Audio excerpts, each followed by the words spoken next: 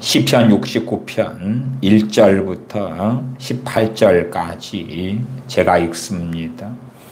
하나님이여 나를 구원하소서. 물들이 내 영혼까지 흘러 들어왔나이다. 내가 쉴 곳이 없는 깊은 수렁에 빠지며 깊은 물에 들어가니 큰 물이 내게 넘치나이다. 내가 부르짖음으로 피곤하여 내 목이 마르며 내 하나님을 바람으로 내 눈이 쇠하였나이다. 무고히 나를 미워하는 자가 내 머리털보다 많고 무리히 내 원수가 되어 나를 끊으려 하는 자가 강하였으니 내가 취치 아니한 것도 물어주게 되었나이다. 하나님이여 나의 우매함을 아시오니 내 죄가 주의 앞에서 숨김이 없나이다. 만군의 주 여호와여 주를 바라는 자로 나를 인하여 수치를 당케 마옵소서. 이스라엘의 하나님이여 주를 찾는 자로 나를 인하여 욕을 당케 마옵소서. 내가 주를 위하여 회방을 받았사오니 수치가 내 얼굴에 덮었나이다. 내가 내 형제에게는 객이 되고 내 모친의 자녀에게는 외인이 되었나이다. 주의 집을 위하는 열성이 나를 삼키고 주를 회방하는 회방이 내게 미쳤나이다. 내가 곡하고 금식함으로 내 영혼을 경계하였더니 그것이 도리어 나의 욕이 되었으며 내가 굵은 배로 내 옷을 삼았더니 내가 저희의 말거리가 되었나이다. 성문에 앉은 자가 나를 말하며 취한 무리가 나를 가져 노래하나이다. 여호와여 연락하시는 때에 나는 주께 기도하오니 하나님이여 많은 인자와 구원의 진리로 내게 응답하소서. 나를 수렁에서 건지사 빠지지 말게 하시고 나를 미워하는 자에게서와 깊은 물에서 건지소서. 큰 물이 나를 엄몰하거나 깊음이 나를 삼키지 못하게 하시며 웅덩이로 내 위에 그 입을 닫지 못하게 하소서. 여호와여 주의 인자하심이 선하시오니 내게 응답하시며 주의 많은 긍휼을 따라 내게로 돌이키소서. 주의 얼굴을 주의 종에게서 숨기지 마소서. 내가 환난 중에 있사오니 속히 내게 응답하소서. 내 영혼에게 가까이 하사 구속하시며 내 원수를 인하여 나를 속량하소서. 아멘. 시편 69편은 1절부터 36절까지의 긴 기도가 나와 있습니다. 시편 69편에 대하여 설명드리려고 이 본문을 읽은 것은 아닙니다. 우리가 최소한의 성경을 읽으면서는 좀 상식을 가지시자, 그런 의미로 예제를 사용한 것입니다. 시편 150편 안에서 얼마나 많은 기도들이 나와 있습니까? 그러면 그냥 기도는 기도지, 기도하면서 무슨 음성 듣기를 합니까? 물론 기도하는 중에 그러면서 주님께서 성령의 은사를 통하여 저 개인적으로 제 체험 가운데에서는 특별히 설교를 위해서나 어떤 것에 대하여 지혜의 말씀 은사 등으로 말씀하시는 경우가 많은 것을 체험해요. 저는 그렇습니다. 그러나 그것이 결코 보편적인 일이 아니고요. 특별히 또한 우리가 어떤 것을 놓고 중요하게 간절히 구할 때는 그때는 뭘 듣게 되는 게 아닙니다. 저도 때때로 교우분들을 위하여 기도합니다. 어떠한 기도 제목을 요청을 받을 때에 그걸 놓고 기도하고 또 이런 일을 기도를 요청했을 때 그걸 놓고 기도하고 그러면 어떤 분이 자신의 질병이나 교우분의 질병에 문제가 있다. 그걸 놓고 기도를 해야 되는 상황, 혹은 기도를 해달라고 요청을 받는 상황에 제가 주님께 무슨 음성을 듣는단 말입니까? 그런 경우는 극단적 예외 말고는 무슨 음성을 듣는 경우는 없습니다. 거기에 지혜의 말씀 은사가 작용하는 케이스도 없고요. 그냥 간절히 부지런히 마음을 다해서 어떤 분의 치유를 위해 기도한다면, 또한 그 기도에 성령의 도우심이 더 많다면 더 간절히 더 믿음으로 구하는 것입니다. 지금 대한민국의 집 거래 같은 게, 아파트 거래 같은 게 쉽지 않지 않습니까? 그럼에도 이제 교우들 분들, 또 어떤 분들이 아파트를 팔으셔야 되는 특별한 상황에 처하셔요. 그 다음에 제게 메일을 보내시거나 카톡을 보내시거나 기도를 요청하셔요. 그럼 거기에 무슨 특별한 어떤 주님의 음성 혹은 성령님의 뭔가를 받으려고 하는 일이 있는가? 그렇지 않습니다. 그것을 위해서 열심히 기도하는 것입니다. 기도하는 거예요. 때로는 결과가 그럼에도 요청하고 원하시는 그분의 입장에서 잘 안 될 수도 있고 잘 될 수도 있고 꼭 어쩔 수 없이 아파트를 팔아야 되는 상황, 이사해야 되는 상황에 뭘 듣는단 말입니까? 그냥 기도하는 것입니다. 우리 주님께서 겟세마네 동산에서 기도하실 때에 뭘 듣습니까? 기도하는 것입니다. 갈멜산에서 엘리야 선지자가 바알 선지자 450대 1로 하나님 앞에 제단을 쌓고 제단에 물을 붓고 기도하는 것입니다. 응답해 달라고, 불로 응답해 달라고 기도하는 것이에요. 그리고 하나님께서 응답하셨던 것이지요. 나아가서 또한 갈멜산에 올라가서 비가 오도록 기도했던 것입니다. 머리를 무릎 사이에 넣고, 그리고 한 번씩 30여 분 이상을 일반적으로 기도했다, 이렇게 확인할 수가 있는데, 그때마다 시종을 갈멜산 꼭대기까지 갔다 오게 했던 것이지요. 그리고 시종 7번째 갔다 온 다음에 저기 손바닥만한 구름이 저기 오고 있습니다 할 때에 응답되었구나, 그리고 하산했던 것이지요. 간절히 비가 오기 위하여 기도하면 그렇게 기도했던 것입니다. 이삭이 60살에 하나님께 자식을 달라고 간절히 부르짖고 간구했다고 창세기에 나옵니다. 거기에서 무슨 음성을 듣는단 말입니까? 주님께서 주님의 기도를 가르쳐 주셨는데, 하늘에 계신 우리 아버지여, 이름이 거룩히 여김을 받으시오며 나라가 임하옵시며, 거기에서 뭔가를 들으라고 했습니까? 그러지 않아요. 에베소서 1장에 사도 바울이 하는 에베소 교회를 위한 기도가 있고 에베소 3장도 있습니다.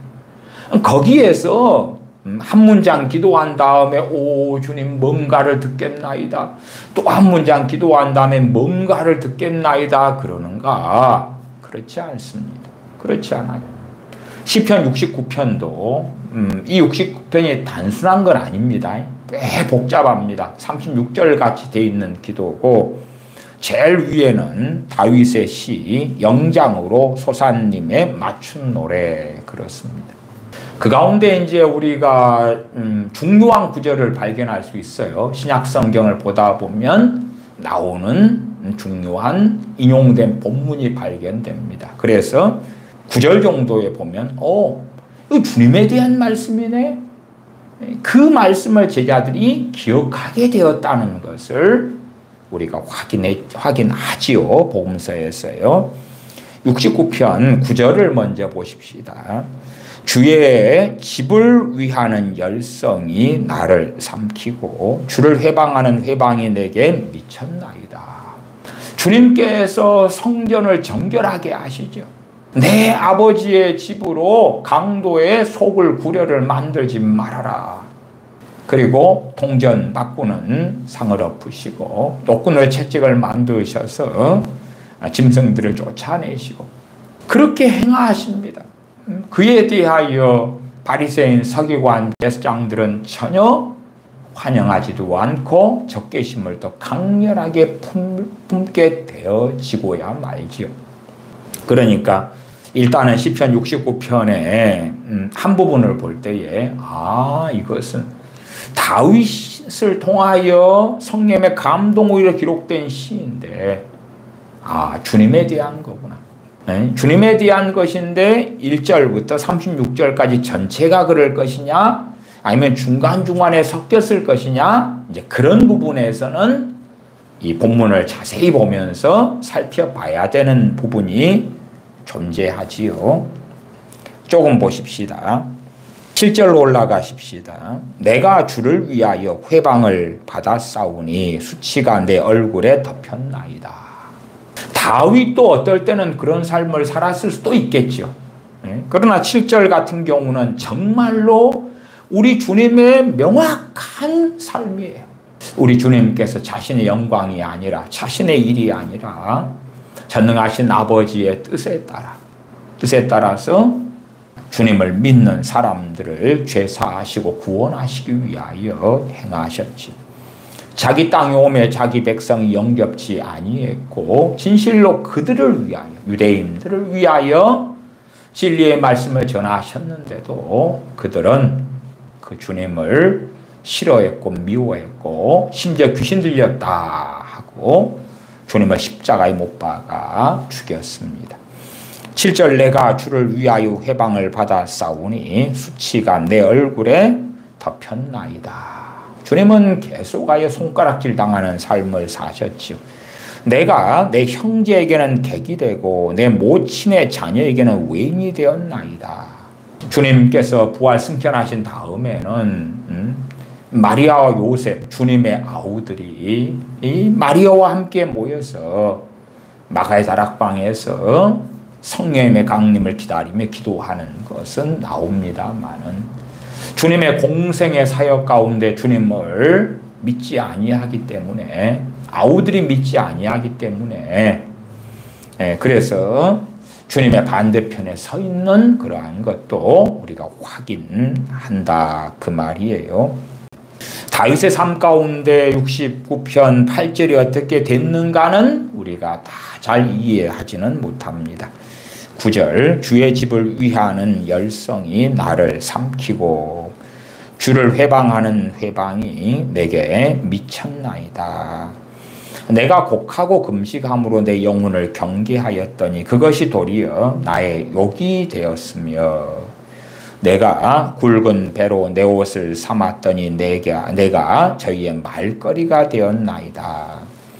성문에 앉은 자가 나를 말하며 취한 무리가 나를 가져 노래하나이다. 여호와여 연락하시는 때에 나는 주께 기도하오니 하나님이여 많은 인자와 구원의 진리로 내게 응답하소서. 주님께서는 당연하게 그리스도시며 주님께서는 태초에 계신 말씀이시고 또한 전능하신 아버지의 아들이시며 전능하신 아버지와 동일한 그러한 분이십니다. 그럼에도 완전한 사람이 되셔서 죄인의 몸을 가지고 이 땅에 오셨고 수치를 당하셨습니다. 그러나 당연하게 주님께는 죄가 없으셨다는 것은 명확히 압니다. 그래서 69편 5절로 올라가면 하나님이여 나의 우매함을 아시오니 내 죄가 주의 앞에서 숨김이 없나이다. 5절로 가면 이건 주님에 대한 것이 될 수가 없구나 그렇게 알죠. 그러나 69편 처음에 말씀드렸던 9절로 가면 이건 정말 주님 이야기구나 하는 것은 두말할 여지 없이 확인이 되고요. 그래서 시편 69편 1절부터 36절까지 해서 어떤 것은 정말 다윗에게 해당되는 기도냐 또한 다윗의 이 시로 기록되어진 기도를 통하여 우리의 기도 생활에 어떻게 적용할 수 있을 것이냐 또한 그 가운데 우리 주님의 공생의 가운데 또한 이 땅에 오셔서 사시는 삶을 통해서 주님께서 어떠한 마음, 어떠한 삶, 어떠한 여정을 통하여 이러한 기도를 하셨는가 하는 것은 미리 기록된 애언적인 시고 기도이기도 하다 하는 여러 가지 것을 발견할 수가 있습니다. 시편 69편 1절부터 36절까지의 기도가 끊이지 않아요. 물론 어떤 시편은 찬양을 하고 어떤 시편은 내영호나 왜 낭망하여 하는고 그러한 시도 있고 여러 다양성이 있습니다. 많은 기도가 나온 부분은 많은 경우 계속 기도가 이어져요. 그러니까 그냥 기도는 기도인 거예요.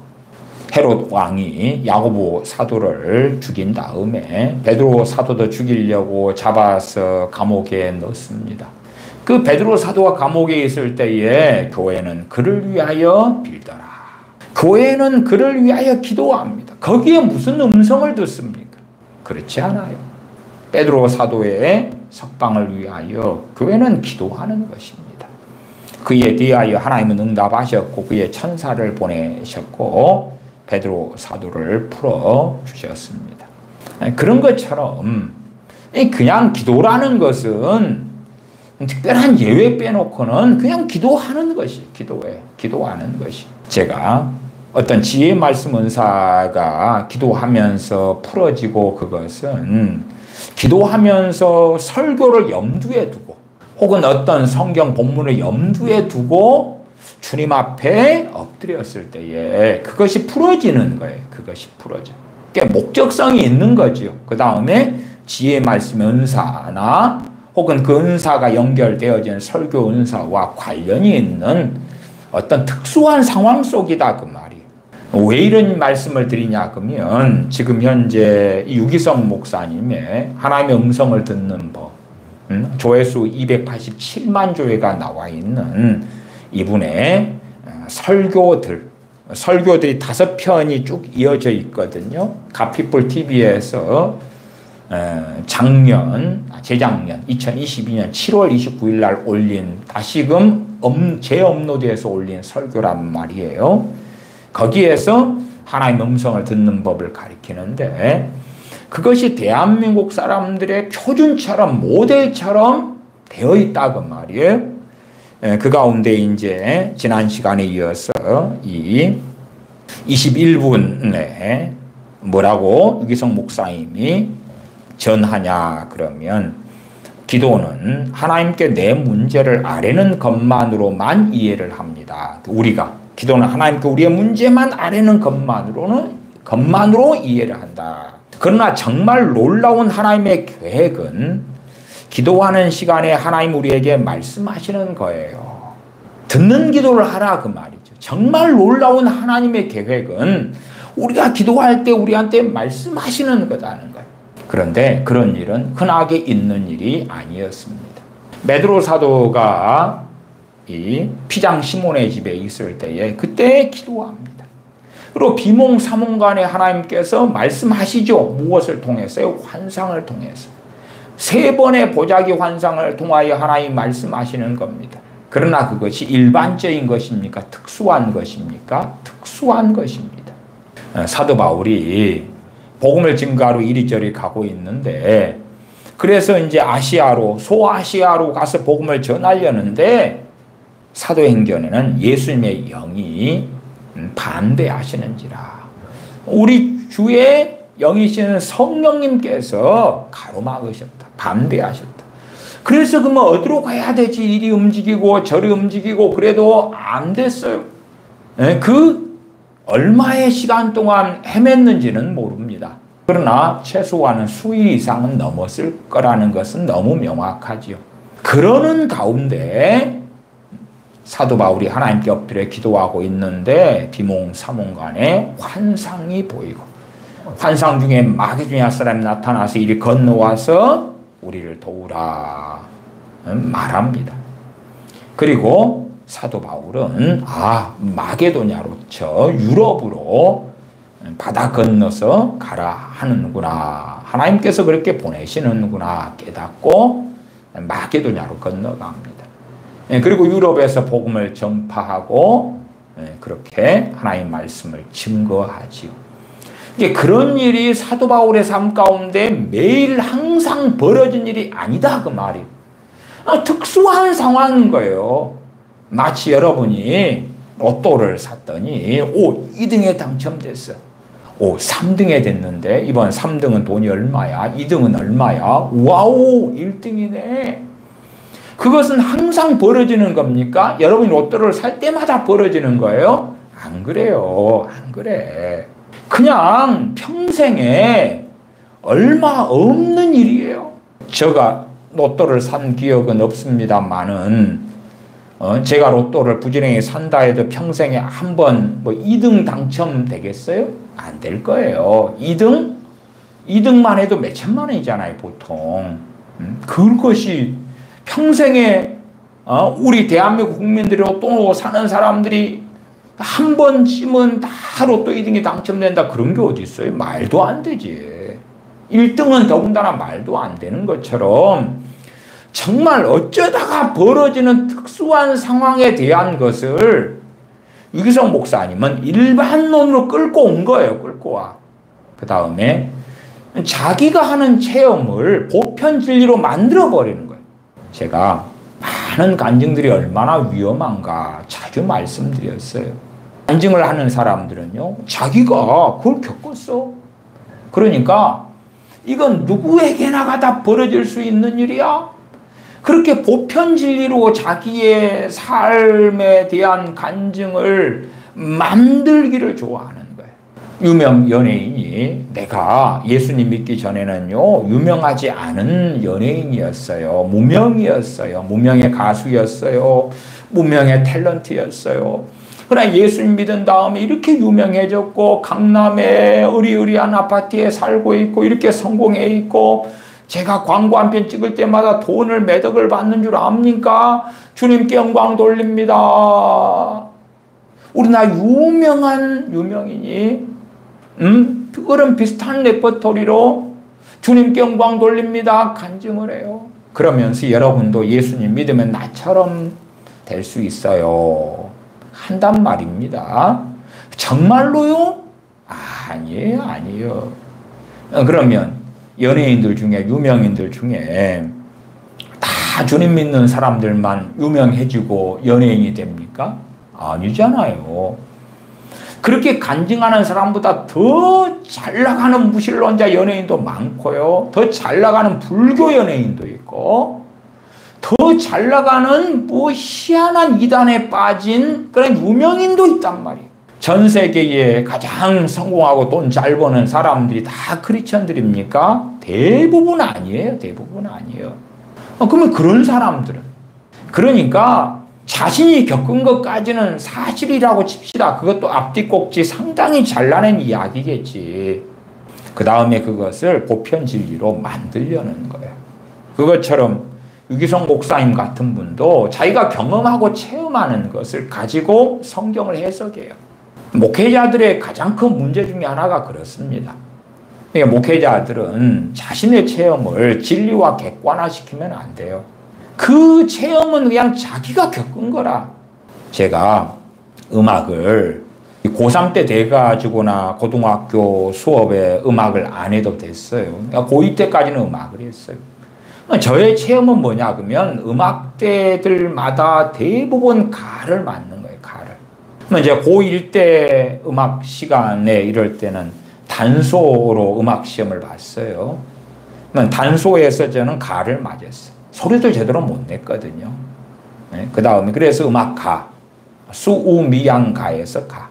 고2 때는 시험이 굉장히 쉬웠어요. 저는 빵점 맞았는데 다른 친구들한테는 쉬웠어요. 그게 도레미파 솔라시도를 눌러가지고, 그래서 5문제를 5개를 눌러가지고 하나당 실기 배점이 20점으로 했단 말이에요. 그러면 하나 맞으면은 배점상, 그래서 일단 100점 만점으로 실기 시험에서는 하나 맞추면 20점, 5개 다 맞추면 100점이죠. 그래서 선생님이 이제 피아노 건반을 누르셨어요. 솔 그리고 눌러요. 그러면 제 친구가 시험 볼 때는 솔 그러면 그래 20점. 그 다음 또 하나 눌러요. 미를 누르셨어요. 미 20점 맞췄어. 그 다음에 또 도를 눌러요. 그 다음에 도 20점. 그렇게 해서 이제 80점 맞고 4개도 맞고 5개 다 맞아 100점도 맞고. 제 시험 차례가 됐어요. 선생님이 뭘 누르셨어요? 제가 찍었지요, 당연히. 그리고 비율은 도가 제고 높아요. 네, 도, 레, 미, 파, 솔, 라, 시, 도에서 도 밑에도 도고 위에도 도니까. 어쨌든 뭐 도 했어요. 그랬더니 그 선생님은 이제 좀 남자 선생님이고 당시에는 80년대니까 폭력을 많이 쓰셨거든요. 그래서 이 몽둥이로 머리도 그걸로 때리시고 이런 툭툭한 몽둥이인데 끝에 머리 얍실하고 위에는 좀 두꺼운 이런 게 있어요. 그런 몽둥이로 그냥 5대를 다 맞았어요. 왜냐하면 다 틀렸거든. 자, 제가 그 체험을 했어요. 그러면 그 체험이 누구한테 다 맞아요? 그런 시험을 보면 누구나가 저 체험 다 빵점을 맞아요? 아니잖아요. 저는 빵점이고 누구는 20점이고 누구는 100점이고 누구는 40점이고 누구는 80점이고 60점이야. 자기 체험을 객관화시키면 안 되는 거예요. 그걸 항상 살펴야 돼. 그러나 이것이 이 체험이 약간 보편적이다 그럴 때는 예제상 설명의 이해상 들고 있는 거예요. 그래서 제가 애언은사에 대하여 최근에 2번의 설교를 했어요. 그러면서 애언은사에 대한 고린도전서 14장의 본문을 중심으로 다루었단 말이에요. 그리고 이제 자세히는 설명 안 했어요. 얼마 전에도 이 설교 시작하기 전에 어머니 조은사님과 함께 제가 옛날에 애언은사 받았을 때 시절 이야기를 했어요. 제가 애언은사를 1990년 당시에 7월인가 받았거든요. 그때 애언은사를 산에서 저하고 그 다음에 제 어머니하고 그리고 이제 친한 어머니하고 친한 그 회사 동료이자 권사님인데 참 신앙도 인격도 좋으신 권사님이 계셔요. 조권사님이라 그러는데 항상 가까이 지냈어요. 그 산상 집회 기도원에 참여하고 집회 끝나고 산기도를 우리 3명이 했거든요. 그렇게 막 부르짖어 기도하는 중에 제가 그때 애언은사를 받았어요. 받아서 이제 애언이 막 나오는 거예요. 이게 이 90년대 이야기에서는 다 까먹었는데 어쨌든 애언이 막 툭툭 터졌어요. 그랬더니 이제 방금 저도 기억이 없는 이야기를 어머니께서 하시더라고요. 그 조건사님께서 애언 은사를 이렇게 막 이제 제가 애언을 하고 그러니까 그래서 그분이 당시에 믿지 않는 남편분에 대하여 저한테 내 남편은 언제쯤이나 예수님 믿을 것인가 애언 좀 해달라고 이런 이야기를 하셨다는 이야기를 방금 하시네요. 그래서 까마득해 기억이 없는데 그때 이제 제 답변이 주님께서 그 부분에 대해서는 애언을 안 주십니다. 그래서 거절했다 그래요. 그러나 이 애언 은사가 장래일이 중심이 전혀 아니지요. 애언 은사에 대해서 고린도 전서에서는 을 세우고 권면하고 안위하는 것이다. 그것이 애언 은사의 본질이라고 말씀하고 있죠. 성경이. 그러나 사람들은 자꾸만 장래일로 나아가려 그래요. 차라리 장래일이 성경 전반적으로는 요셉 같은 경우는 꿈을 통해 받았지요. 또 사도 바울 같은 경우는 기도 중에 마게도냐 사람의 환상을 받았어요. 어떻게 어디로 복음을 전하러 가야 되죠? 마게도냐구나. 그런 것. 때로는 이제 아가보 선지자 같은 사람이 와서 사도 바울에게 예루살렘에 가면 무슨 일이 닥칠 것인가를 애언해 주기도 하고 장래일이지요. 또한 천하가 흉년들리라는 애언도 하고. 그러나 그럼에도 그런 장래일에 대한 것은 아주 미미하고 적은 분량만 차지할 뿐이다 그 말이에요. 차라리 좀 더 장래일에 대한 게 많은 것. 우리가 다니엘서를 보면 다니엘 선지자의 꿈을 통해서 나중에 바벨론 제국에 벌어질 일, 또한 페르시아 제국이 일어나고 페르시아 제국에 벌어질 일, 더 나중에는 로마 제국이 일어나고 로마 제국에 일어날 일까지도 꿈을 통해서 또한 꿈의 해석을 통해서 애언하는 것을 봐요. 그래서 장래를 알리시는 성령님의 사역에 꿈, 환상, 물론 애언도 있지만은 고린도 전서에서는 그 애언의 역할이 어떤 것인가 하는 것이 명확하죠. 그래서 제가 얼핏 제 애언 은사가 어떤 양상으로 나타난다. 상담할 때나 설교할 때나 가르칠 때나 어떻게 풀어진다. 공장에서 일을 하면서 물건을 생산직에 근무하다 보면요. 물건이 이제 뭐 컨테이너 벨트 같은 걸 따라서 쭉쭉 지나가요. 그러면 사람마다 서가지고 자기 역할을 해.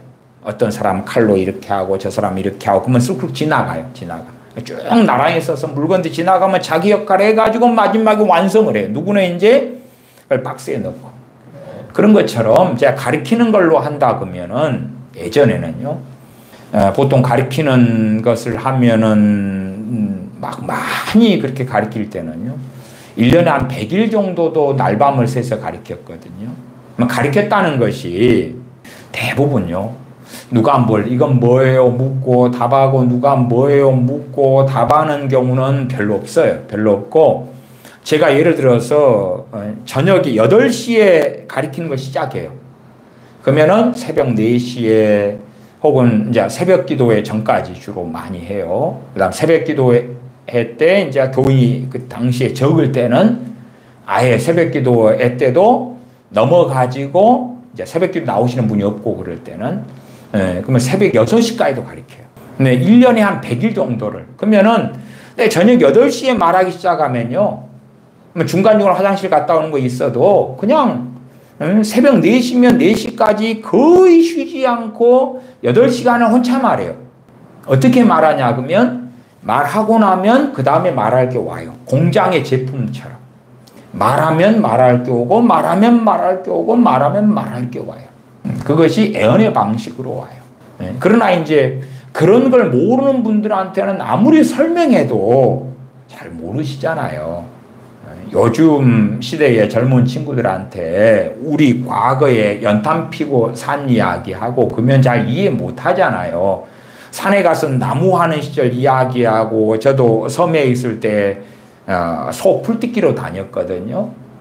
소 풀뜯기로 다니는 이야기하고 소가 어떻게 뜯어먹고 여물을 어떻게 먹고 또 가을에는 고구마 순들을 고구마 떼를 다 고구마 농사 지으면서 걷어가지고 그것을 말려가지고 어떻게 소한테 그걸 여물로 주는 이야기 아니면 동백이 막 어마어마하게 열렸는데 동백을 어떻게 따고 어쩌고 저쩌고 그런 이야기 해봐야 요즘에 MZ세대가 어떻게 이해하겠어요. 잘 이해 못할 거라. 그 이상의 격차가 있어요. 그냥 받은 사람들 정도만 어느 정도 경험과 체험을 공유할 수는 있는데 그렇지 않은 경우에 더 자세하게 그 애어는 사이에 제가 1990년에 받아서 지금까지 흘러왔던 세월이 34년이 째 돼 가잖아요. 그 애언의 메커니즘을 이야기한다 해서 어떻게 알 것인가. 그러니까 두 번의 애언은사에 대한 설교에서 가능하면 성경 본문 중심으로만 좀 다루려고 애를 쓴 거예요. 성경 본문에서 이야기하는 애언은사. 하나님께서 말씀하시는 애언은 도대체 뭐냐 하는 것이고 사람들의 잘못된 기대치와 원함은 무엇이냐 하는 거지요. 그렇게 설명을 드릴 때에 그것도 조심스러울 수밖에 없는 것은 자기 체험이 얼마나 객관화될 수 있을 것이냐. 자기 체험은 진리가 안 되니까 하나님 말씀 앞에서 이 체험들을 계속 들다볼 수밖에 없는 거 확인을 해봐야 돼. 그렇지. 어리석어지면 자기의 체험을 가지고 색안경에 눈을 끼고 성경을 들다보는 거예요. 저는 유기성 목사님이요. 제가 믿기로는 지혜 말씀 은사를 받은 분이라고 봐요. 왜냐하면 제가 지혜 말씀 은사를 받아서 나타나는 패턴, 흐름들하고 똑같은 걸 경험하거든요. 그 다음에 이제 지혜 말씀 은사의 부류도 혹은 그것이 애언 은사가 흘러가는 흐름일 수도 있는데 그러나 이제 현상적으로 말합시다. 현상적으로는 글 쓰는 은사. 글 쓰는 은사. 이게 글을 쓰면 기가 막힌 글이 나와요. 그러니까 글 쓰는 재능도 있는 거고요. 재능의 문제는 또 다른 거고 은사의 문제는 달라요. 은사는 후천적이고요. 재능은 선천적이잖아요. 선천적인 재능을 갈고 닦을 수도 있는 거고 그래서 선천적인 글 쓰는 재능도 탁월한 사람은 너무 많지요. 근데 이제 저 같은 경우는 선천적인 글 쓰는 재능은 없어요. 없고, 글 쓰는 은사를 얼마 받은 사람이에요. 물론 글 쓰는 은사를 좀 받은 다음에 글 쓰는 은사도 상당한 부분은 소멸됐어요. 제 개인으로 믿기에는 예전에 2010년 정도인데, 제 개인으로 이야기해요. 이게 다 안 맞을 수 있어요. 주님 앞에 섰을 때는. 근데 주님께서 제게 하시는 그러한 감동이 책을 3권을 쓰라고 당시에 하셨거든요. 하나는 영적 전쟁에 대하여, 하나는 영분별에 대하여. 그 다음에 또 한 권의 주제는 뭔지 지금은 생각이 안 나네요.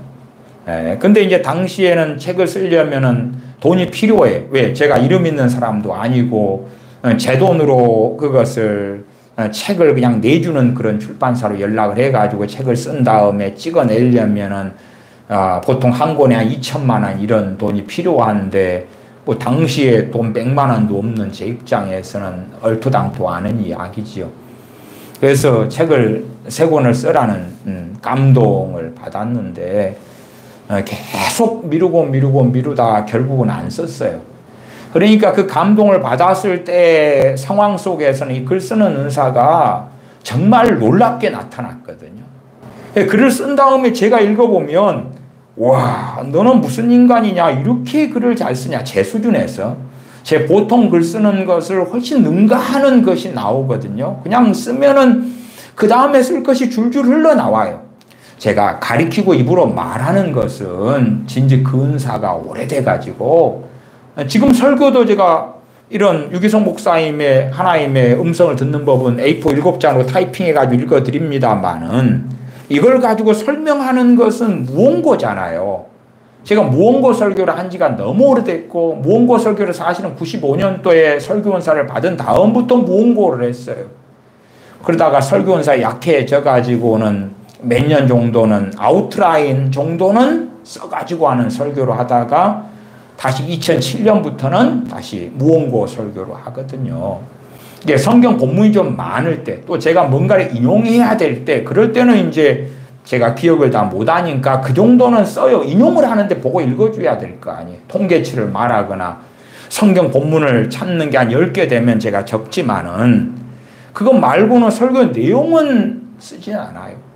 왜? 조금 설교하고 나면 그 다음 말할 것이 또 다시 오거든요. 이렇게 오는 것을 이렇게 계속 흘려보내면 되거든요.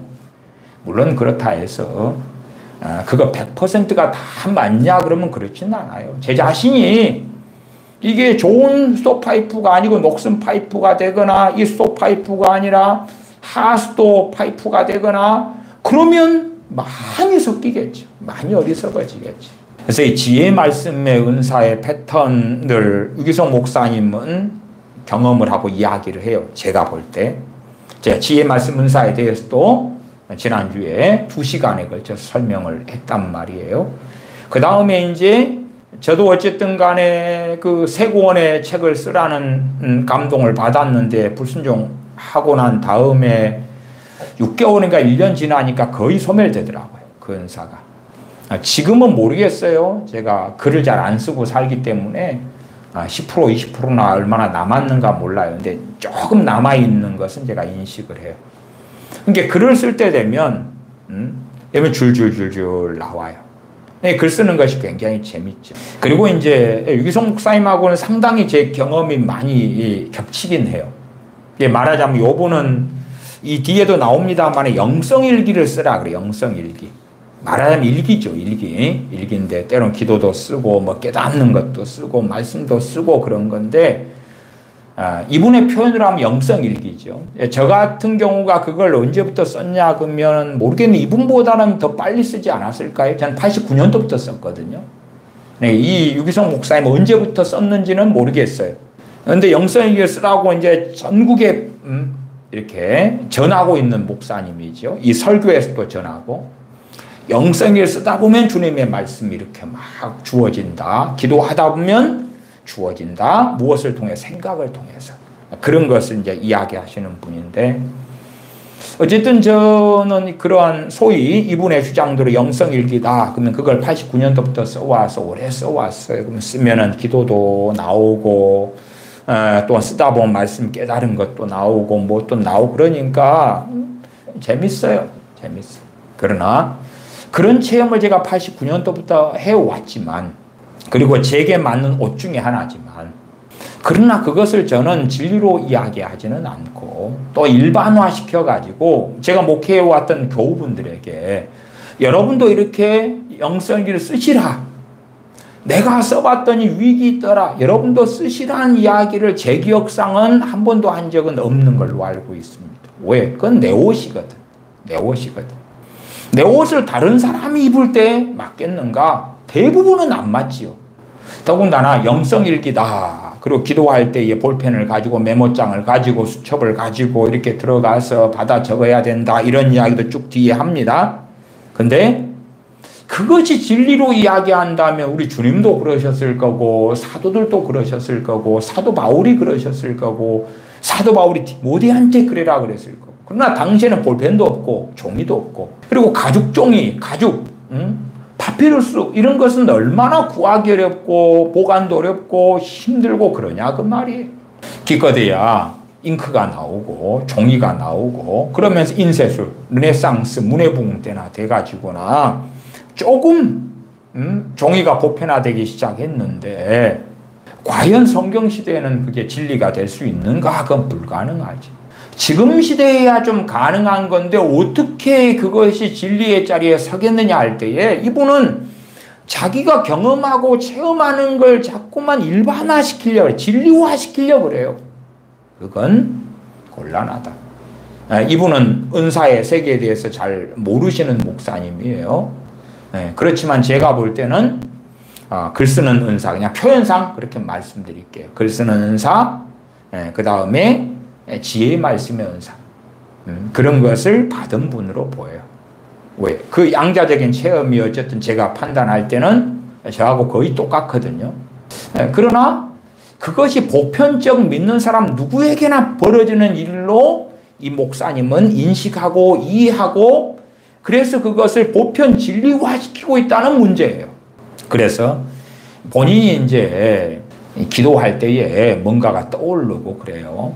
지혜 말씀 은사가, 지혜가 사실은 지혜 말씀 은사가 돌아가는 것이기도 하고 성령님의 그 은사가 작동하는 것이기도 한데 그리고 대부분 목회자들이 뭘 생각합니까? 설교나 성경 본문을 많이 생각해요.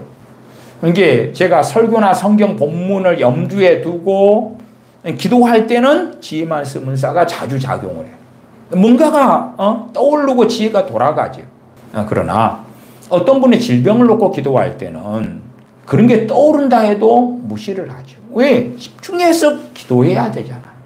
간절히 기도해야 되잖아요. 어떤 분의 사업상의 문제 어려움인데 그걸 놓고 기도해 달라고 요청받는 그걸 기도할 때는 그것만 기도하는 거예요. 그것만. 그러니까 기도의 내용과 종류가 다를 수밖에 없는 거예요. 그러나 이 유기성 목사님은 그것을 구분하지 않는단 말이에요. 다시 21분에 읽어드리면 기도를 하나님께 내 문제를 아뢰는 것만으로 우리는 이해를 합니다. 그러나 정말 놀라운 하나님의 계획은 기도하는 시간에 하나님이 우리에게 말씀하시는 거예요. 우리의 문제가 무엇인지, 지금 내가 어떻게 해야 되는지 하나님이 기도 중에 우리에게 말씀하시는 거예요. 그런 것을 매일 말씀한다는 거예요. 문제가 뭔지 어떻게 해야 되는지. 그러면 세상에 지혜로운 사람은요, 자기가 어떻게 해야 되는지 압니다. 문제가 뭔지 알아가요. 우리가 성장하고 성숙해서 하나님 말씀 66권을 통하여 하나님 앞에서 내 문제가 무엇인지를 깨달아가고 알아가야 돼요. 그 가운데 성령님의 도우심이 있고 깨닫게 하신 역사하심은 있어요. 내가 지금 무엇을 해야 하는지 그건 당신들이 더 잘 아셔야지.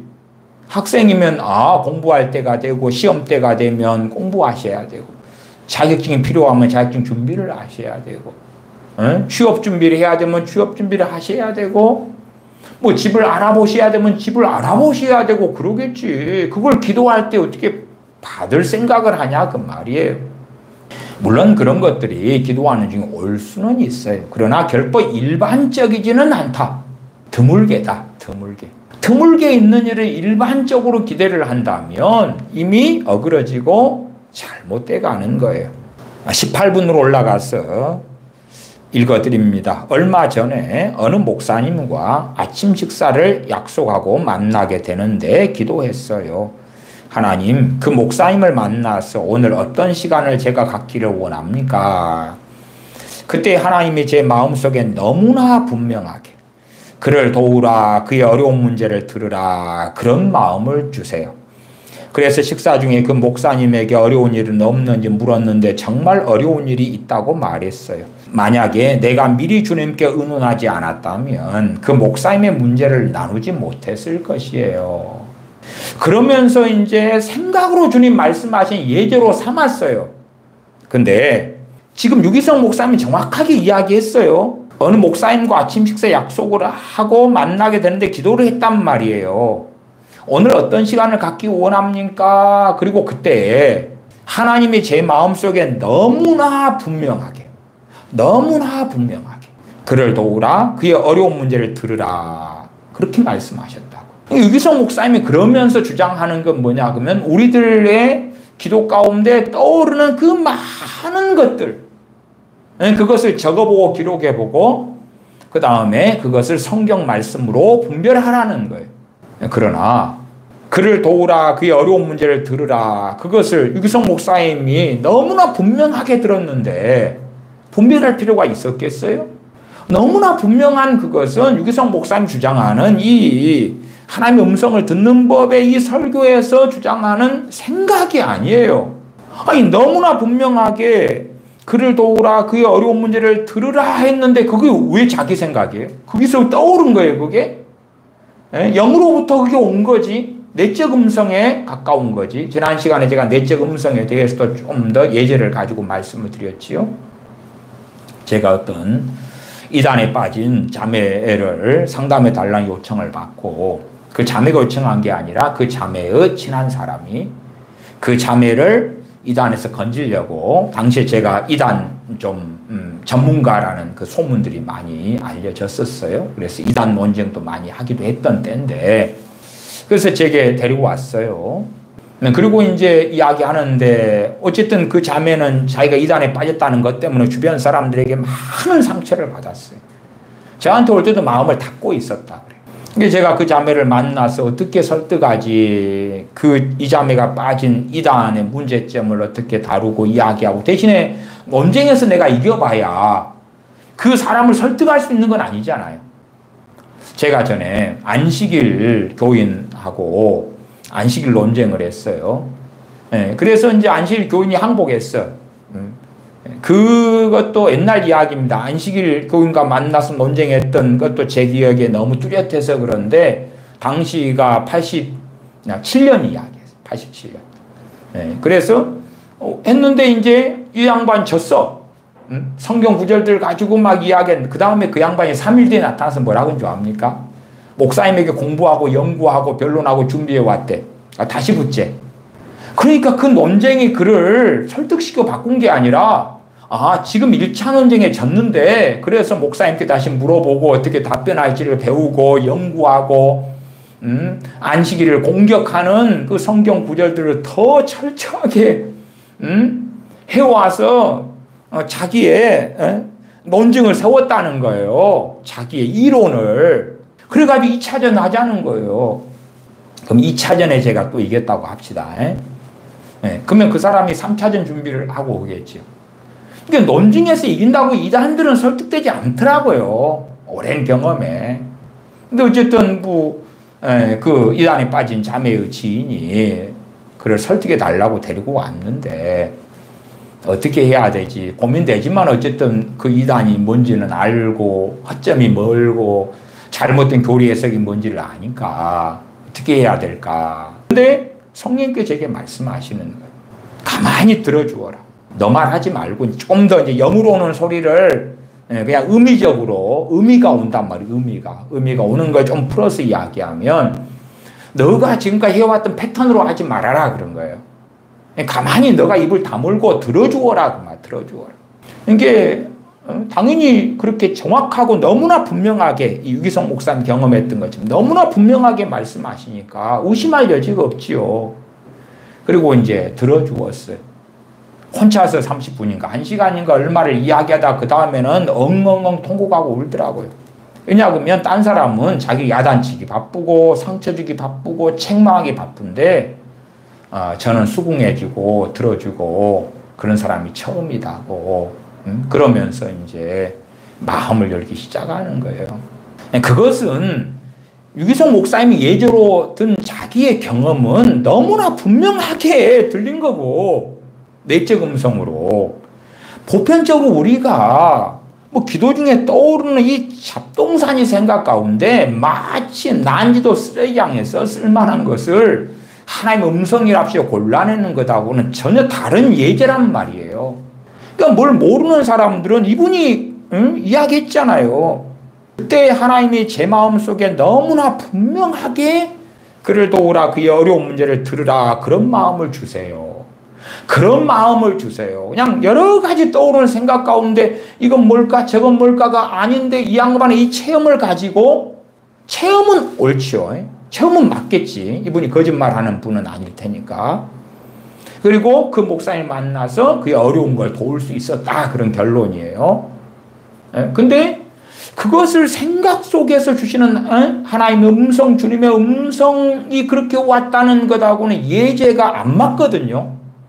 맞는 것으로 둔값을 써버리는 거예요. 19분에 여러분 기도 중에 주님은 정말 여러분들을 놀랍게 이끌어 가세요. 그러니까 기도 시간을 절대로 소홀히 생각하시면 안 돼요.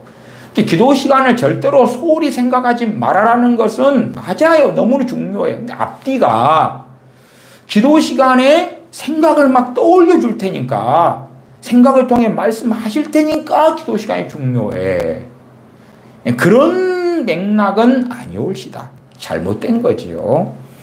주님의 인도하심을 받으려면 기도하는 시간에 주님께서 주시는 말씀에 주목해야 됩니다. 기도하는 시간에 들으라 그 말이 말씀에 주목해라. 그리고 이제 21분에 아까 읽어드렸던 부분이 나오는 거예요.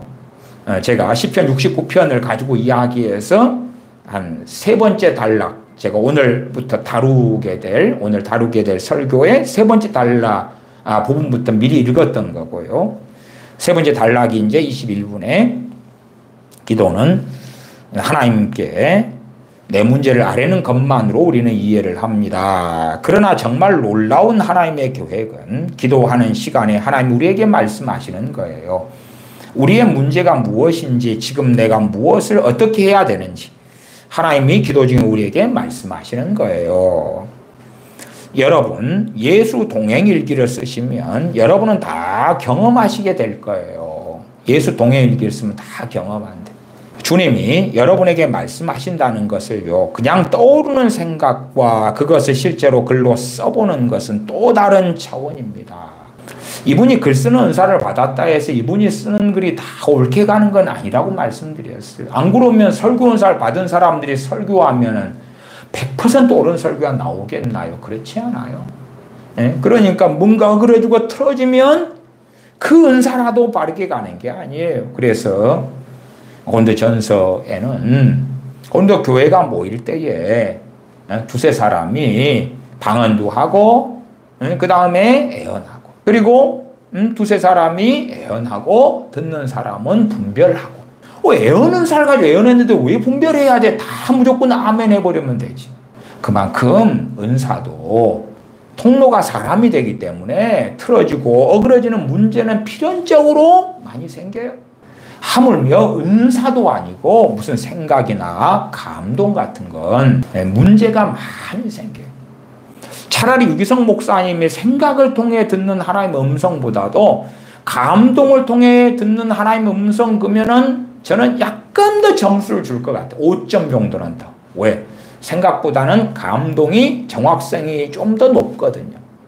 물론 감동보다는 성령의 은사가 정확성이 훨씬 높아요. 그 다음에 성령의 은사들에 포함시킬 수 있습니다만은 꿈과 환상이 정확성이 더 높아요. 더 높아. 그 다음에 정확성이 더 높은 것은 확실하고 분명한 내적 음성이지. 최고는 당연히 외적 음성이죠. 그냥 1000명이 모일 때 1000명이 다 듣게 하나님 위해서 말씀해 버리시는 것이야. 그걸 어떻게 또 시내산에 모세가 올라가고 시내산 앞에 이스라엘 백성이 모였을 때 하나님 직접 하시는 말씀들 같은 게 외적 음성이죠. 그런 것이야 뭐 누가 의심하겠습니까? 근데 내적 음성, 명확하고 분명한 내적 음성. 그 아래가 성령의, 그 아래가 꿈 환상. 지지난주 주일날 예레미야서를 통해서 말씀을 드렸어요. 예레미야 선지자를 통해서 하나님께 뭘 말씀하세요? 너희가 꾼 꿈이라도 믿지 말아라. 꿈을 통해 말씀하시는데 꿈이라도 믿지 말아라. 이 두 가지의 균형. 그러면 꿈도 얼마나 어그러질 수 있는가. 원수 마귀가 줄 수 있고 자기 안에서 꿈이 얼마든지 나오고. 그러면 정말 하나님께로부터 온 분명한 꿈. 그런 꿈, 그런 환상 또한 성령의 은사들보다 생각을 통해서 주시는 그러한 주님의 음성은 있을 수 있으나 그 정확성이라는 것이 음식물 쓰레기 통해서 먹을 만한 먹거리 참는 것에 제가 비유했던 것이에요.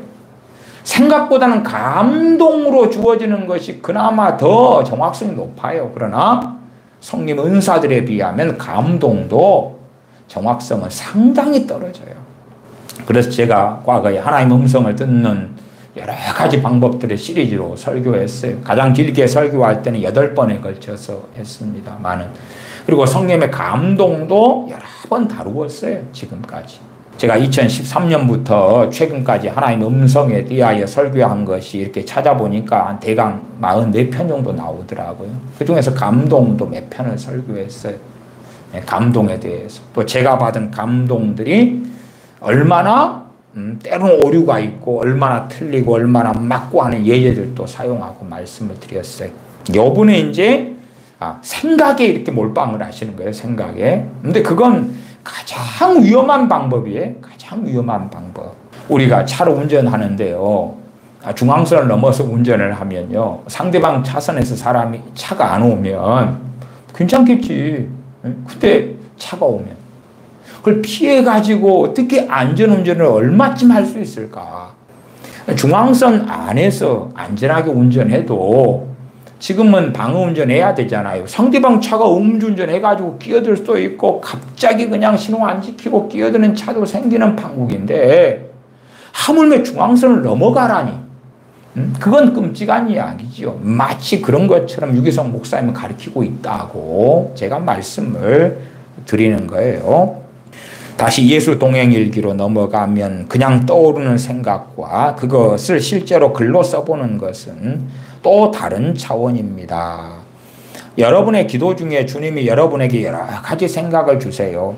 그런데 실제로 여러분이 그것을 쓰지를 않으면 그러면 다 없어져 버립니다. 그럼 사도들은 어떻게 살았을까?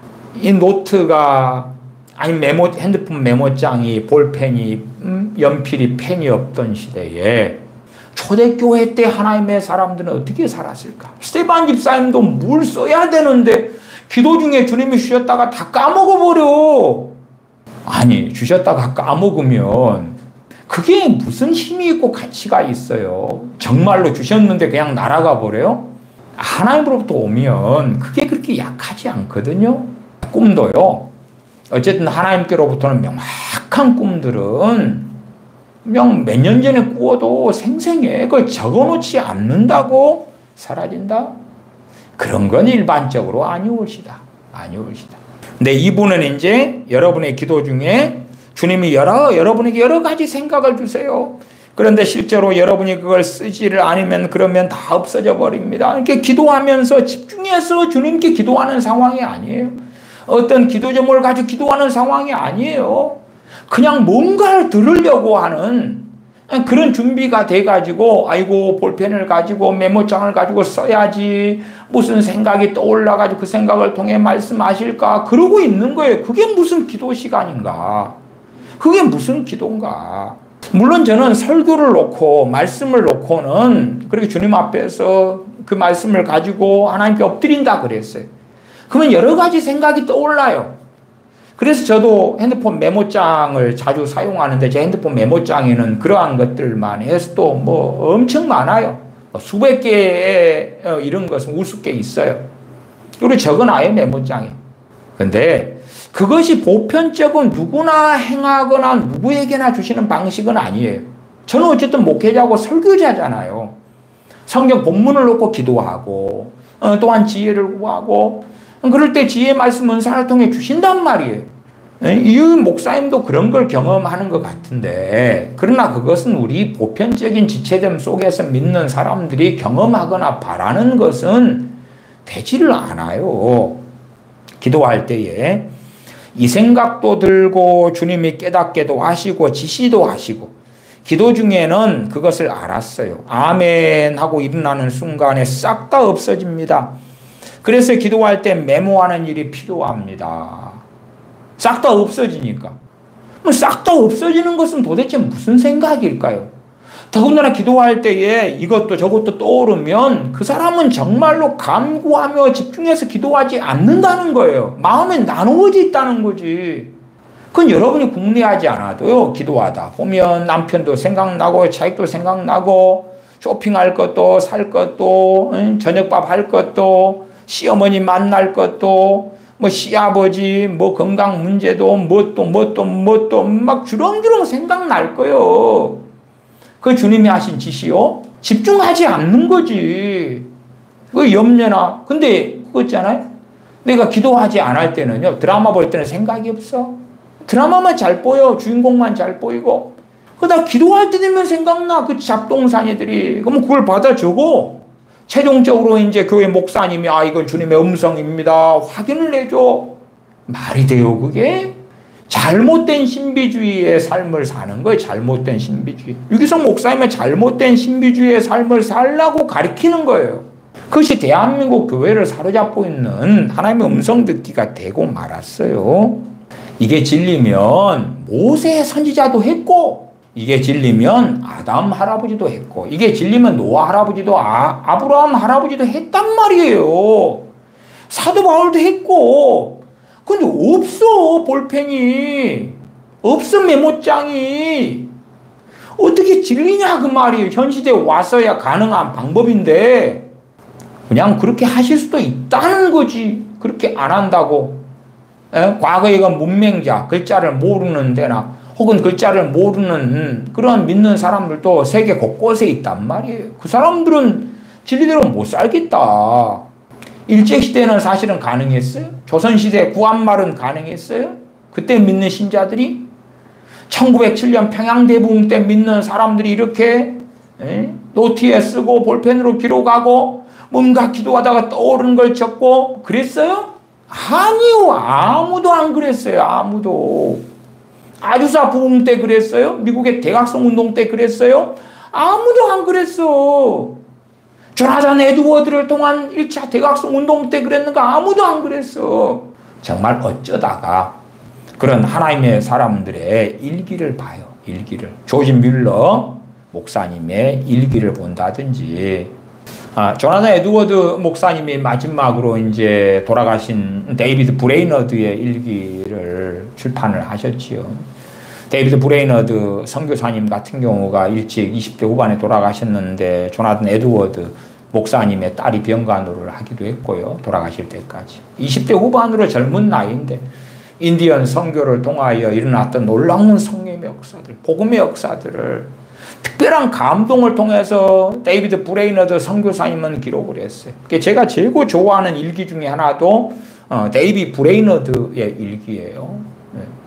또 요한 웨슬레의 일기가 있고 뭐 그러한 특수한 일기들이 좀 있어요. 그러나 절대 그건 보편적인 것은 아닙니다. 또 조지 휘필드의 일기도 있던가요? 그것들 제가 그래도 대부분은 다 가지고 있는데 그것이 일반적인 그 누구나의 믿는 간증이나 증거는 아니올시다. 아니올시다. 제가 제일 좋아하는 일기는 어쨌든 이 데이비드 브레이너드의 일기하고요.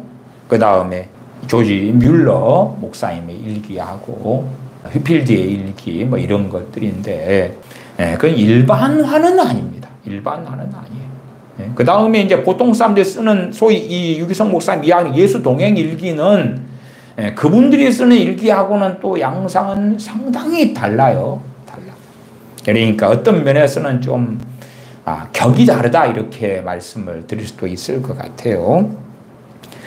더 읽어봅시다. 그래서 기도할 때 메모하는 일이 필요합니다. 여러분이 하나님께 아뢰는 시간이기도 하지만 주님으로부터 듣는 시간인 것을 명심하시라. 기도가 듣는 시간인가? 기도할 때에 말씀하시는 경우는 있다 그 말이에요. 베드로 사도가 기도하는 중에 비몽사몽간의 환상을 받은 것처럼, 사도 바울이 응답받은 것처럼 등등. 또 청년 사울이 나중에 사도 바울 되기 전에 청년 사울이 다메섹에서 식음을 정피하고 기도할 때에 주님께서 그에게 말씀하신 것, 또한 아나니아에게도 말씀하신 것. 그렇게 기도할 때에 주님이 말씀하시는 경우는 있으나 일반론은 아니올시다. 항상은 아니올시다.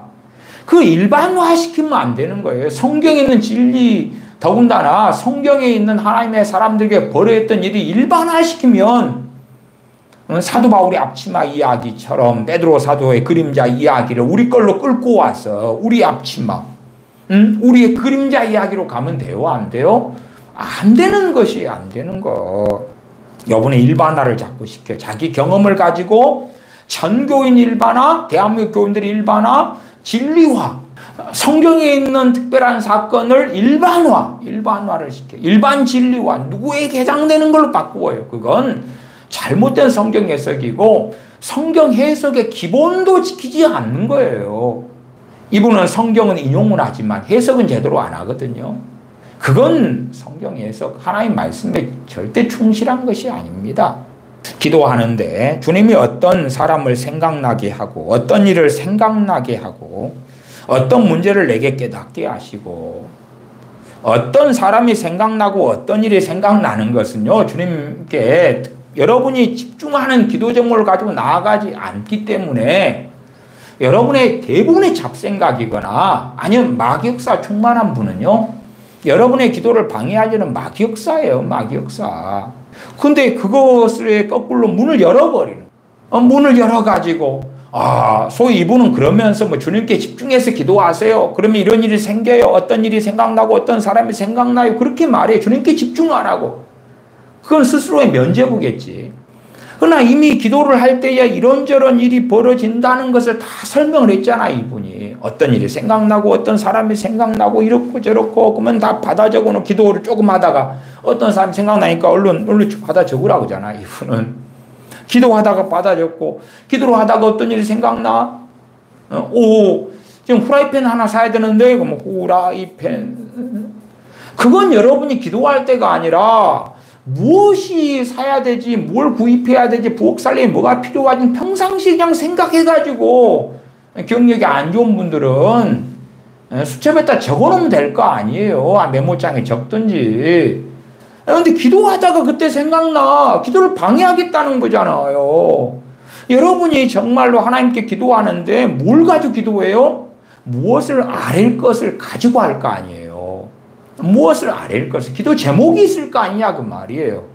물론 어떨 때는 기도 제목이 없이 전능하신 아버지 하나님께 엎드리고 그럴 수 있어요. 그런 기도도 제가 기도에 대해 설명할 때 드리기도 했어요. 그러나 일반적으로는 기도 제목을 가지고 하는 기도가 일반적이에요. 시편 69편에 다윗의 시로 나온 기도도 쭉 기도의 내용이 흘러가잖아요. 에베소 1장이나 3장에 있는 사도 바울의 기도도 기도 제목이 쭉 있잖아요, 이렇게. 그렇게 막 하다가 혹은 주님께서 가르치신 주님의 기도를 하다가 아이고 어떤 사람이 시어머니가 생각나. 시어머니 병원에 모시고 가야 되는데 시어머니 병원 모시고 가기. 내 남편이 와이셔츠를 좀 다려달라 했는데 그게 생각나. 어이구 주님이 그걸 가르쳐 주셨는가 보다. 남편 와이셔츠 다리미질 하기. 내 아들이 곧 학교에서 오는데 애가 배고프다고 그러지. 그럼 뭘 샌드위치나 뭐 해놔야 되는데 아무것도 없네. 어이구 빨리 내 아들 저녁밥 주기 전에 간식 준비해 주기. 그럼 뭐하러 기도를 해? 그 잡동사니 속에서 뭐하러 기도를 해? 거기에서 이제 골라내는 거예요. 뭐가 하나님의 음성인지, 뭐가 주님께로부터 온 건지 그걸 골라낸단 말이에요. 도대체 그것이 어떻게 기도 생활이냐고 도대체. 차라리 쓰레기통에 가서 넉마주의를 하란 말이에요. 등에 짊어지고 가서 아이고 돈대 알아. 그거 골라내는 게 나중에 돈이라도 나올 거 아니에요. 보물상에 가서 팔면. 근데 이 양반은 기도하러 갈 때 이게 준비를 해가래. 저같이 설교자가 말씀을 놓고 기도하면서 말씀 관련해서는 뭔가를 떠올리게 해주실 수 있다 그 말이에요. 메모할 수 있지 그건. 저도 자주 쓰는 방법이고. 그러나 일반 교인들의 기도 생활이나 저도 마찬가지로 목회자라 해도 설교나 그런 부분에 이미 설교할 게 그 다음에 할 게 준비되어 있어요. 뭘 그걸 놓고 기도하죠? 필요가 없어. 그걸 해야 될 필요가 없을 때에는 일반적인 기도 제목을 가지고 기도하잖아요. 그때 뭘 떠오르고 뭘 생각하고 적어놔야 될 필요가 있냐 그 말이에요. 그렇지 않아요 그게. 항상 그렇지가 않다고요. 항상 그렇지가 않아. 기도하는데 주님이 어떤 사람을 생각나게 하고 어떤 일을 생각나게 하고 어떤 문제를 내게 깨닫게 하시고 그러면 그것은 정말 영적으로 깊은 내용을 가지고 있는 내용입니다. 어떤 일이 생각나고 어떤 사람이 생각나고 어떤 문제를 내가 깨닫게 되고 그것이 정말 영적으로 깊은 내용을 가지고 있는 거래요. 아니오시다. 아니요. 여러분이 기도를 똑바로 안 하고 있는 거예요. 갈멜산에서 엘리야 선지자 기도와 겟세마네에서 주님이 기도하실 때 메모장 가지고 이거저거 잡동상이 떠오르면 정말 깊은 영적 내용이 오나? 아니에요. 나는 그래서 이분이 기도를 어떻게 가르치는지 자체부터 의심을 해요. 왜? 이분이 가르치는 이 내용 전체를 들어보면 유기성 목사님이라는 사람이 가르치는 기도가 이런 기도구나를 알 수 있으니까. 이런 기도, 이걸 중심에 놓고 성경 기도에 대한 내용을 뜯어붙이는 거예요. 이렇게. 또한 이걸 몰라도 이미 그 양반의 뱃속에는 전제가 이게 깔려 있는 거예요. 전제가. 이런 방식으로 기도를 하는 전제를 깔아놓고 너는 내게 부르짖으라 혹은 구하라 찾으라 문을 두드리라 아니면 주님의 기도 이걸 전제로 깔아놓고 부르짖는 기도 간구하는 기도 도고 이걸 전제로 깔아놓고 그것들을 설명할 텐데 도대체 어떻게 기도를 가르치는가 정말 의심할 수밖에 없지요. 기도를 얼마나 대한민국 교회에 어그러뜨렸을까. 주님이 나에게 이 일을 통해서 말씀하시는 거구나 이렇게 믿고 그것을 기록해 볼 필요가 있는 것입니다. 그걸 믿으래. 뭔가를 생각에 떠오르면 어떤 사람에서 떠오르고 어떤 일이 떠오르고 뭔가가 깨달아지고 그러면 주님이 나에게 이 일을 통해서 이렇게 말씀하시는구나 이렇게 믿고 그것을 기록해 볼 필요가 있어요. 왜 그걸 믿어야 돼? 나 같으면 의심을 하는 게 맞겠는데 또한 뭔가를 목적을 가지고 기도하면 그 어떤 그럴듯한 생각에 떠오르더라도 다 물리치셔야 돼요. 그렇지 않으면 여러분은 간절한 기도를 안 하시는 거예요. 대충 기도하는 거란 말이에요. 제가 기도의 종류에서 일반 기도하고 간구 이 차이를 자주 설명드렸잖아요. 간구 기도를 많이 가르쳐드렸고 간구 기도 이퀄 부르짖는 기도. 주님의 겟세마네 동산의 기도가 부르짖는 기도 간구 기도. 또한 이삭이 60세에 자식을 위해 사는 기도가 간구 기도. 엘리야 선지자 갈멜산에서 했던 기도가 간구 기도. 그런 기도들. 요한 3서 2절에 사도 요한이 내 사랑하는 자여 내 영혼이 잘됨 같이 내가 범사에 잘되고 강건하기를 내가 간구하노라. 사도 요한이 가이오를 위하여 하는 간구 기도의 내용이 나왔지요. 거기에서 무슨 음성 듣기를 하냔 말이에요.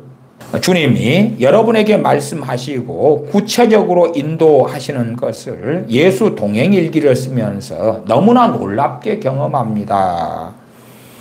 어느 목사님이 쓰신 예수 동행일기 내용입니다. 저는 남을 쉽게 비판하고 판단하는 사람이었습니다. 감정의 기복이 심하여 쉽게 화를 내고 욱하는 사람이었습니다. 그런데 예수 동행일기를 쓰면서부터 제 안에 변화가 생겼는데 남을 판단하거나 감정이 격동하는 일이 생길 때마다 제 마음에 큰 소리가 들립니다. 제 가슴이 조이듯이 그만하라 하는 소리가 들립니다. 그만하라. 예수 동행일기를 쓰면서. 이 어느 목사님이 체험한 것, 그 자기 체험은 맞겠지요. 그럼 그 자기 체험이 예수 동행일기가 쓰는 것을 진리라고 이야기해 주는 건 아니에요. 그 다음에 대부분의 믿는 사람들은요, 이런 예수 동행일기를 안 써도요, 더군다나 이분은 목사님인데, 감정 기복이 심하고 쉽게 화를 내고 욱하는 사람, 성질머리 고쳐야 돼. 고쳐야 돼. 저도 주님 믿기 전에는 타인에게는 별로 안 그랬고요. 가족한테는 감정의 기복이 심하고 쉽게 화를 내고 욱하는 경향을 가졌어요. 또 남을 쉽게 비판하고 판단하는 이런 사람이었어요. 근데 이제 제가 성령 충만을 받고 고2 때 일이에요. 고2 때 항상 집이 가난해서 김치하고 밥밖에 도시락이 안 싸주고, 당시 도시락을 2개, 3개씩 싸가지고 다닐 때입니다. 인문계 고등학교였으니까. 어느 날도 이제 당연히 밥하고 김치지요. 쉰김치와 밥인데, 그래서 그냥 먹기 싫어서 도시락을 던져버리고 어머니한테 화를 내고 학교에 갔어요. 그리고 이제 수업 시간에 앉아 있는데 1교시, 2교시에 그렇게 성령님께서 제 마음이 아프고 찔리도록 책망을 하시는 거예요. 어떤 뭐 음성으로 하는 책망이 아니라 너무 가슴이 아프고 힘든 거예요. 수업에 1교시, 2교시 봤는데. 그래서 결국은 2교시 끝난 다음에 이제 중간에 약간 시간을 길게 15분 정도 이렇게 당시 학교에서는 쉬는 시간을 줬어요. 그 시간에 이제 공중전화 박스에 가서 어머니께 전화를 드렸어요. 그때 집에 계시더라고, 출근 안 하시고. 그래서 죄송하다고 화를 내서 다음부터 안 그러겠다고 그렇게 이제 어머니께 사과를 드렸어요. 그러니까 어머니께서 이제 도시락을 다시금 가져오셨더라고요. 그래도 그때는 약간 어떤 마음이 있었냐 그러면, 아무리 가난해도 이제 이렇게 했으면은 계란 후라이가 혹시 하나 1년에 몇 번 못 먹는 건데 얹어져 있을까 기대를 했는데, 아침에 소위 떡을 쳐버리고 온 도시락이 그대로 가지고 갖다 주셨더라고요. 그래도 이제 그렇게 한 다음에 거의 이렇게 한 80% 이상은 없어졌어요. 이렇게. 그게 정리가 되더라고. 하나님의 은혜로. 그러니까 제가 경험했던 것하고 이 목사님이 경험하는 건 틀리잖아요. 그러니까 제가 경험하는 것도 보편 진리는 돼요? 안 돼요? 안 돼요. 안 돼. 그냥 예제는 되겠지. 그 다음에 이 목사님이 경험하는 것 때문에 예수 동행일기를 써서 그렇다 그러니까 누구나 쓰면 이렇게 돼요? 아니에요. 오히려 우리가 개떡 같은 성질은 회개하면서 하나님께 엎드리고 도우심을 구하고, 성질머리를 또 우리가 노력도 하고 고치고 그래야 되죠. 내가 잘못했을 때는 그대로 잘못했다 그러고 그렇게 해야 되겠지. 근데 이것이 예수 동행일기가 너무나 확실한 진리인 것처럼 유기성 목사님이 예제로 써서 이야기하는 거예요. 그러면서 내가 이 목사님이나 또 어느 장로님이 예수 동행일기도 이제 읽어줘요. 그분들의 신명을 거론하지 않는 것은 그분들의 동의를 받지 않고 내가 이걸 사용하기 때문에 그렇다, 그런 이야기를 하셔요. 어느 장로님의 예수 동행일기입니다. 식당에서 식사를 하다 보니 종업원의 서비스가 형편없었습니다. 그런데 제가 화를 내는 것이 더욱 문제가 많다는 것을 주님이 알게 하셨습니다. 그리고 예수 동행일기 썼단 말이에요. 종업원이 서비스가 제대로 안 좋았어. 근데 막 화가 나는 거예요. 근데 이제 마음에 깨달아지는 것이, 야, 네 성질머리가 저 종업원의 서비스 안 좋은 것보다 더 문제가 많아. 그게 주님이 알게 해주셨다는 거예요. 그러니까 예수 동행일기를 써야 된다는 거예요. 일기를 쓰려고 하루를 돌아보면 주님께서 알게 하세요. 내게 하시고 싶은 말씀이 있다는 것을. 크면은 일기를 안 쓰면 주님께서 하시고 싶은 것을 말씀을 못 하셔. 그치요? 사도 바울의 일기가 어디 남아있는가 봐야 될 것 같아. 베드로 사도의 일기가 어디 남아있을 것 같은데 베드로 사도의 일기를 좀 보고 싶다. 그러면 우리 주님께서 나를 본받으라 하셨으니까 아버지 하나님 앞에서 쓴 주님의 일기도 어디 남아있을 것 같은데 왜 그게 없지? 누구나가 다 일기를 쓰라고. 그러면 주님께서 내게 하시고 싶은 말씀이 있다는 것을 알게 해주신다고. 일기를 쓰다 보면 이게 나온다고. 근데 애언은사를 받은 사람이, 애언은사 글 쓰는 이런 은사로 이렇게 흘러가고 작용하거든요.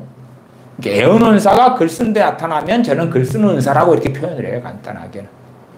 이게 제가 1990년에 받은 애언은사가 설교 쪽으로 영향을 미치고 글 쓰는 쪽에 영향을 미치고, 근데 글 쓰는 쪽에 영향을 미쳐서 좀 강하게 이게 나타났다가 한 80~90%는 사라졌다고 말씀을 드렸죠, 앞에서.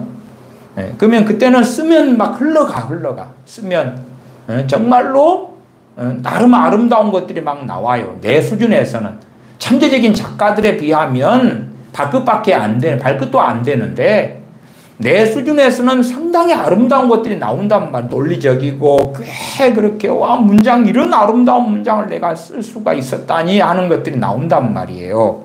근데 그것은 글을 쓰는 사람 혹은 이런 예수 동일기를 쓰는 사람 가운데 소수가 그럴 거라.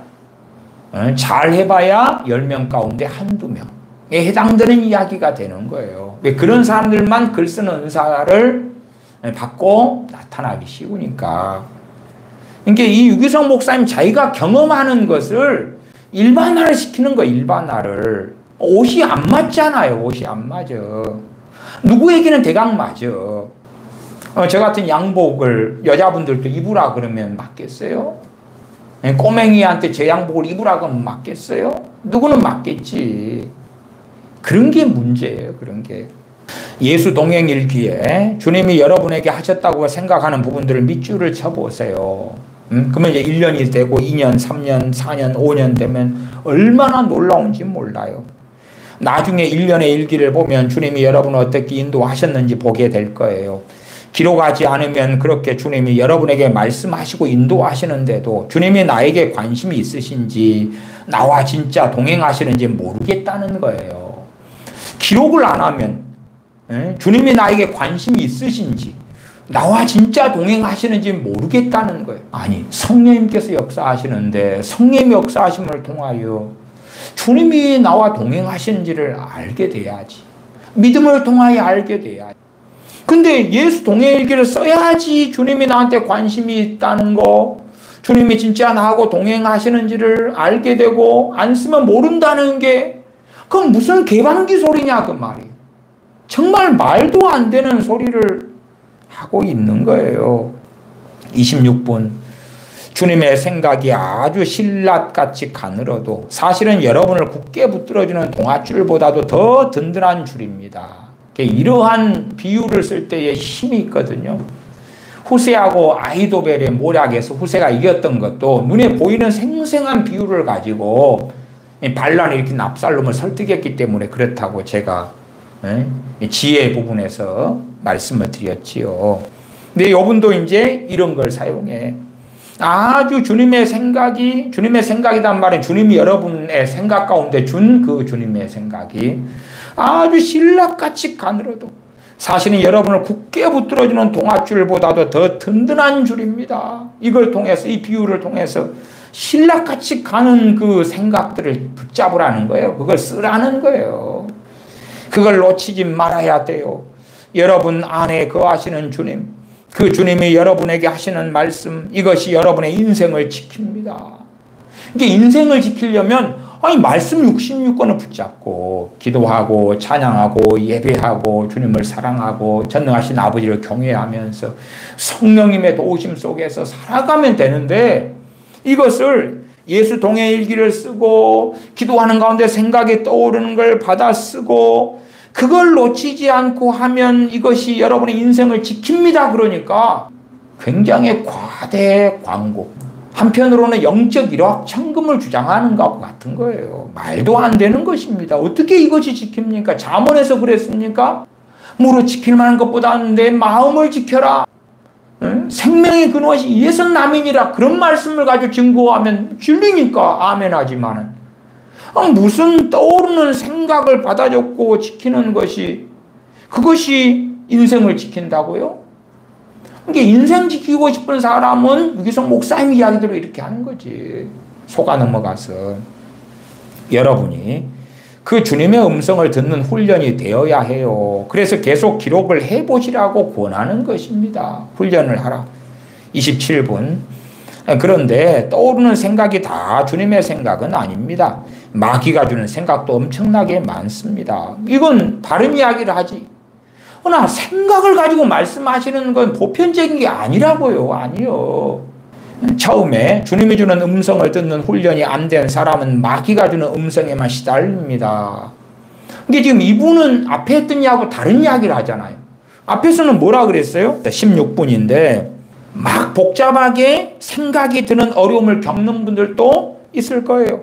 기도는 하지만 이 생각 저 생각 막 떠오르는 그때 여러분이 단호하게 사탄아 내게 해방하지 마, 나를 방해하지 마, 주여 저의 기도를 열어주소서, 여러분이 담대하게 구하면 그러한 생각의 시달림이 사라집니다. 그렇게 주장했잖아요 앞에서는. 근데 이제 여기서는 또 다른 이야기를 하고 있단 말이에요. 마귀가 주는 생각도 엄청나게 많습니다. 처음에 주님이 주는 음성을 듣는 훈련이 안 된 사람은 마귀가 주는 음성에만 시달립니다. 아니 주님께 뭔가를 놓고 기도하면 그 기도의 내용에 따라서 주님께 마음을 모으고 전능하신 아버지를 바라보고 그걸 가지고 간절히 기도해야지. 하나님께 지혜를 달라고 기도하면 지혜를 달라고 간절히 기도하고 정말로 교만한 걸 깨닫고 겸손을 해달라고 겸손케 해달라고 기도하는 사람은 교만함을 회개하면서 가슴을 치고 겸손을 구하고 그렇게 나아가야지. 그 다음에 이제 양반이 생각하는 마귀가 주는 생각에 대한 내용들이 나와요. 처음에 주님이 주는 음성을 듣는 훈련이 안 된 사람은 마귀가 주는 음성에만 시달립니다. 그래서 죽고 싶은 생각, 죽이고 싶은 생각. 아니 기도하는데 죽고 싶은 생각, 죽이고 싶은 생각이 막 들어요? 정말? 그러면은 대부분의 사람은 이미 훈련이 끝났다. 극소수 빼놓고는 아니 기도하는데 그 정도 마음을 가져버리면 정말 자기가 신앙적으로나 삶적으로는 너무 문제가 많다는 걸 알아야지. 다른 때도 아니고 주님 앞에서 전능하신 아버지 앞에서 기도를 하는데 죽이고 싶은 생각이 막 들고 죽고 싶은 생각이 들고 누구를 죽여버려? 또 자기가 자살해 죽고 싶어? 누구를 죽여버리고 싶어? 평상시에는 그런 악심이 있을지 몰라도 기도할 때는 그걸 내려놔야지. 최소한의 양심이 있고 믿음이 있다면. 그러나 마귀가 주는 생각이 처음에는 그렇대. 죽고 싶은 생각, 죽이고 싶은 생각, 떠나고 싶은 생각, 우울한 생각, 너무나 강렬한 분노, 복수심. 기도할 때 그 정도 돼버리면 자기 신앙이 이미 엉망진창이 돼버린 거예요. 기도하는데 막 복수심? 주님께서 가르친 기도는 뭐라 그랬는데 우리가 우리에게 죄 지은 자를 용서하오니 우리의 죄를 사하여 주옵소서. 그렇게 기도하라고 주님 가르치셨는데 이게 마귀가 주는 생각이니까 정당한 거예요? 마귀 탓을 해버릴까? 무슨 마귀 탓이요? 마귀하고 혼연일체가 됐으니까 그러겠지. 기도를 하는데 복수심이 막 들끓어 너무나 강렬한 분노가 사로잡혀 그 사람이 그럼 기도 안 할 때는 어떨까? 기도할 때도 이렇다는데 이게 이러한 보편적이지 않은 것을 가지고 이야기를 하는 거예요. 믿는 사람 100명 가운데 한둘이나 경험할까 말까 하는 이야기를. 그러니까 100명 가운데 98명 99명은 자유로운 거지. 물론 이제 머리 위를 참새가 비둘기가 지나가는 것처럼 이런 생각으로 마귀가 슬쩍 줄 수 있단 말이야. 슬쩍. 그런 것은 머리를 흔들어도 없어지고 그리고 떠나가라 예수 믿으면 떠나가라 안 해도 그냥 없어지는 거예요. 내 것이 아니니까. 그러나 내 뱃속에 자리 잡고 있는 것 마귀가 옛날에 줬든지 아니면 내 마음의 가치관과 일치가 되든지 간에 뱃속에 이미 자리 잡고 있는 것은 막 떠오르겠지. 버스를 타고 가더라도 자가용 운전하더라도 밥을 먹다가도 아무리 그렇다 해도 기도할 때 그렇게 절제하지 않으면 어떡해. 기도할 때 막 떠오르는 대로 놔두는 거예요. 여러분이 키우는 개나 고양이가 집 멋대로 해도 절제를 시키셔야지. 개나 고양이는 서열을 따지거든요. 여러분 개와 고양이의 주인이 여러분이고 서열이 높다는 걸 인식을 시켜야지만 그놈들이 말을 듣기 시작해요. 이 손주들도 이쁘다 이쁘다 하면 할아버지 시험 뽑고 뺨을 때리는 거예요. 머리를 잡아 뜯고. 그래도 대머리가 돼가면서 앞머리가 별로 없는데 잡아 뜯어버린다니까, 손주가 손녀가. 제대로 교육을 시켜야지. 그런 것처럼 뱃속에서 올라오는 온갖 쓰레기들 올라오는데, 그러면 당신 뱃속이니까 회개하셔야지. 어쩌다가 쓱 지나가는 것은 마귀 것이니까 물리치면 되는 것이고. 자주 올라오면 이미 당신은 받아 먹었든지 당신의 뱃속이 그렇다는 건데, 그것이 뭔 도대체 전혀 다른 이야기란 말이에요. 종자가 다른 거예요. 토마토하고 옥수수가 다른 것처럼 다른 종자의 이야기를 섞어치기 하고 있는 건데, 복수심, 어릴 때 받은 상처를 아직도 품고 있고, 또한 세상에 너무 관심이 많아서 스포츠에, 쇼핑에, 음식에, 돈 버는 일에 완전히 우리의 마음을 빼앗겨버리고 삽니다. 문맥적으로는 이상하게 흘러가요. 설교 문맥은. 지금 기도할 때 뭔가 떠오르는 걸 지금 이야기하는데 갑자기 스포츠에, 음식에, 돈 버는 일에 완전히 우리의 마음을 빼앗겨버리고 살아간다. 그러니까 흐름은 좀 안 맞고. 마귀가 우리를 사로잡는 방법도 우리 속에 생각을 넣어주는 거예요. 그러면서 이제 가룟 유다가 예수님을 팔려는 생각을 사탄이 넣어주었다. 그래서 예수님을 팔아버리게 되었다. 만약 가룟 유다가 사단이 준 생각인 줄 알았으면 안 받아들였고 예수님을 안 팔았을 거다는 그 논리를 유기성 목사님은 사용해요. 저는 찬성은 하지 않습니다. 다음 시간에 시간이 많이 돼서 이어서 좀 다루어야 되겠습니다. 31분 부분만 읽고 마치겠습니다. 이제부터 여러분이 정신 똑바로 차려서 여러분에게 주님이 주시는 음성에 귀를 기울이고 마귀가 주는 음성을 철저하게 거부해야 돼요. 그러면 어떻게 그렇게 할 수 있느냐? 주님이 주는 음성이지 마귀가 주는 음성이지 어떻게 구분할 수 있느냐? 성경 말씀이에요. 성경을 통해서 주님이 주시는 음성인지 마귀가 주는 음성이 분별할 수가 있다. 어떤 사람이 떠올랐어. 떠오른 그 사람에 대하여 주님이 주시는 음성인지를 분별할 수가 있다. 성경을 통해서. 어떤 일이 떠올랐다. 그러면 아무개가 커피숍을 하고 있어요. 아무개가 하는 커피숍에 대한 일이 떠올랐다. 그걸 주님이 주시는 음성인지 어떻게 분별하나? 성경을 통해서. 그러니까 성경을 통해 분별하는 또 희한한 이야기를 그 다음에 유기성 목사님이 이어서 하고 있습니다.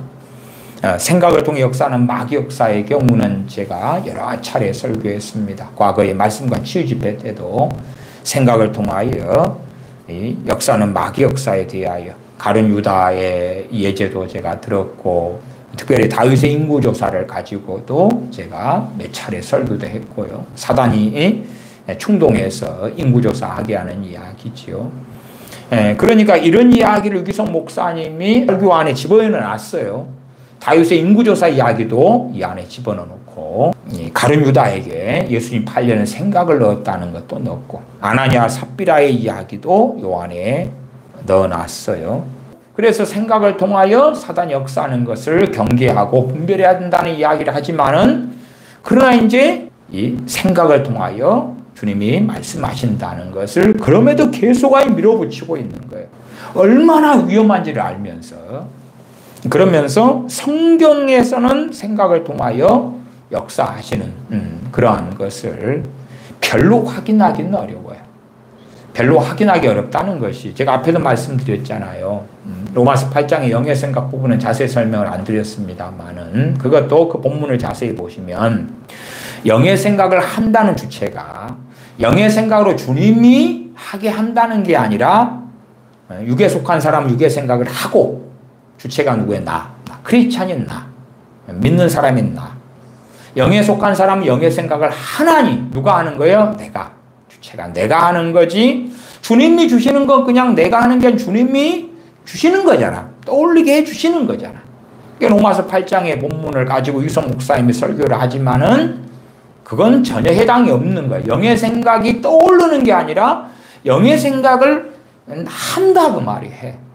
영의 사람은, 영에 속한 사람은, 육의 사람, 육에 속한 사람은 육의 생각을 하고 그런 삶의 방식에 대한 이야기를 하고 있는 거예요. 그 다음에 주님께서 내가 성령이 오시면 내가 한 말을 너희에게 생각나게 하시리라. 오, 생각을 나게 하네. 떠오르게 하네. 떠오르는 것은, 말씀이 떠오르는 것은 우리가 종종 경험하잖아요. 경험해. 그러나 그건 주님께서 주님이 하신 말씀을 떠오르게 해준다는 거였지. 그렇지 어떤 사람에 대하여, 어떤 일에 대하여, 무엇에 대하여, 장사를 하면 장사, 옷가게라면 옷가게에 대하여, 커피숍을 하면 커피숍에 대하여 떠오르게 해준다는 이야기는 전혀 아니잖아요. 그러니까 떠오르게 해준다는 대상을 주님은 주님이 하신 말씀으로 국한시키고 있는 건데 이것을 담을 터버리는 거예요. 누구에게나. 더군다나 요한복음 10장의 말씀을 유기성 목사님이 설교하는데 내 양은 내 음성을 들으며 그 부분을 얼마나 잘못 해석하고 있는가는 제가 처음 시간에 자세히 말씀을 드렸어요. 그러니까 사탄이 주는 이 음성, 사단이 생각을 통하여 어떻게 충동질하는 이 위험성을 중간에 집어넣고도 그래놓고도 어쨌든 결국은 주님은 생각을 통해 말씀하시니까 기도할 때 메모장 수첩, 볼펜 가지고 가서 또 영성의 일기를 쓰면서 쓰다 보면 주님이 주시는 생각을 받아가지고 적을 수 있다. 그 다음에 주님이 주신 생각이 확실합니다. 그런 건 밑줄을 긋고 그 다음 1년이 지나고 2년 지나고 3년 지나고 보면 와. 그 다음에 그 최종 점검은 이제 교회 목사님이 성경에서 훈련을 받았기 때문에 이게 성경적인가 아닌가는 목사님이 쫙 확인해주고 그러면 된다. 그래서 성경 말씀을 통해서 마이가 주는 건지 또한 주님이 주는 건지 분별할 수가 있다. 이게 사람들을 들을 때는 그럴듯합니다. 그럴듯해. 빌리 집사님이 광야로 나갔을 때 성령님께서 이디오피아 내시의 병거로 가까이 나아가라 하셨는데 성경을 통해 어떻게 분별하죠? 그게 성경이 어디 있나요? 성경이 어디 있어? 조지 밀러 목사님이 고아원을 운영해라는 주님의 음성을 들었는데 성경을 통해 어떻게 분별해 그것을? 어떤 유명한 화가가 화가 되기 전이었겠지요. 그림을 그려라 음성을 들었는데 성경을 통해 어떻게 분별을 하지 그걸? 그런 예제들을 유기성 목사님이 서두에 사용했어요. 서두에. 어떻게 그걸 분별하지요? 순교자 폴리갑에게 순교당하기 전에 너가 순교당할 것이다. 주님이 말씀하셨다 그래요. 그걸 어떻게 분별하죠 그걸? 어떻게? 베드로 사도에게도 주님께서 그가 어떻게 순교할 걸 가르쳐 주셨지요. 저도 폴리갑 주교에게 가르쳐 주셨을 거라고 믿어요. 그러나 그걸 성경으로 분별할 수 있다는 건 아니에요. 너무나 명확하고 분명하니까. 유기성 목사님이 자기가 어떤 목사님 만나기 전에 그분에 대하여 너무나 분명하고 확실하게 들었다고 했잖아요. 음성.